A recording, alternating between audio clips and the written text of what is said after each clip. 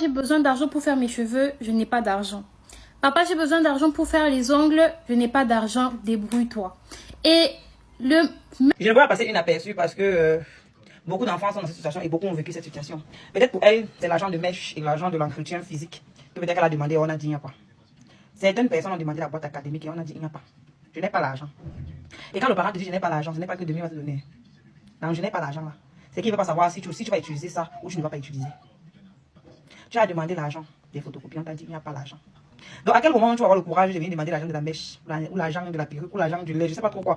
Tout ce qui est physique, ou l'argent de la vie même. À quel moment? Parfois je me demande si certains parents sont conscients que les enfants qu'ils mettent au monde sont leur charge. Du moins, seront leur charge jusqu'à ce que ces enfants-là soient indépendants. Parce que ce n'est pas comme si l'enfant est à charge seulement quand il est encore tout petit. Que peut-être qu'il va arriver peut-être au secondaire ou peut-être en terminale, il est à grand. Elle est à grande. Cet enfant reste ton enfant jusqu'à ce que l'enfant soit indépendant. Il y a même une façon de dire à l'enfant, je n'ai pas. Tu peux dire à ton enfant, je n'ai pas aujourd'hui. Je vais te donner dans 2 jours. Je vais te donner demain. Mais quand tu dis je n'ai pas sec, tu montes, tu descends, je n'ai pas. Demain tu demandes encore, tu dis je n'ai pas. On ne te promet pas, on te dit il n'y a pas. Ou parfois on va dire je n'ai pas la seule.